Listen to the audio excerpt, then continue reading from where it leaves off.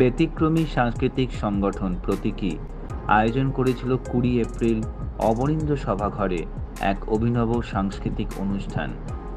বিশিষ্ট গণ্যমান্য ব্যক্তিত্বদের সমারোহে প্রতীকীর কর্ণধার সুনীল চক্রবর্তীর নেতৃত্বে একটি সুন্দর দুপুর উপহার পায় সকলে।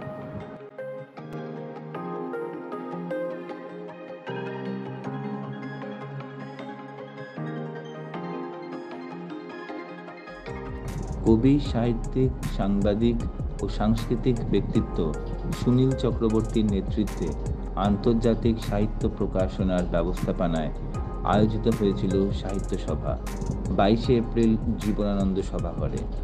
শতাধিক কবি সাহিত্যিকদের সমাগমে সাংস্কৃতিক অনুষ্ঠান সম্পূর্ণরূপে সফল, জানালেন আয়োজক সুনীল চক্রবর্তী।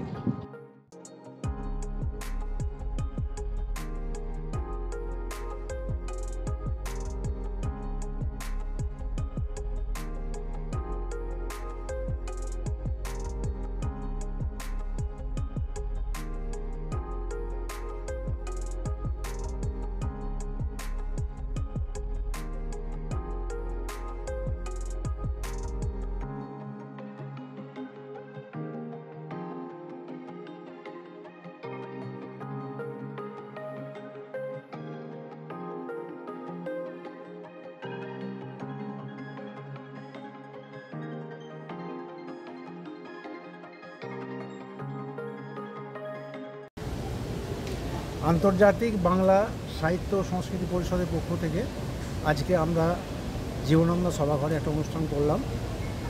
আমাদের বাড়ি আরামবাগ, আমাদের আরামবাগ থেকেও একটা টিম এসেছিলো, এখানে পারফর্ম করলেন, অসাধারণ সুন্দর পারফর্ম হয়েছে।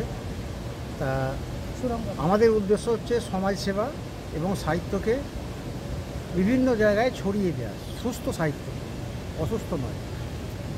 আমরা রামমোহন বিদ্যাসাগর একাডেমি তৈরি করেছি। রামমোহন বিদ্যাসাগর মতো মনীষীদের আমরা সব ভুলতে বসেছি, তাদের যাতে প্রতিটা বাড়িতে চর্চা হয় তার জন্য প্রচুর বই আমরা লিখে প্রতিটা বাড়িতে, স্কুলে, কলেজে, ইউনিভার্সিটি রয়েছি।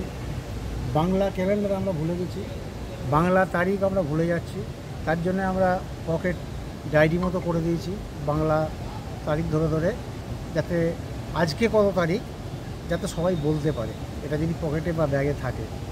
এইসব নানা রকম কাজ করছি, দেখা যাক কোথায় যায়।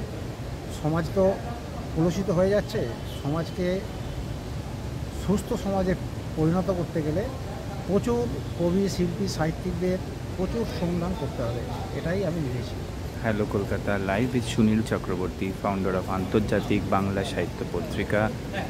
আমরা আছি নন্দন চত্বরে, আছি সুনীল চক্রবর্তীর এই উদ্যোগের সাথে।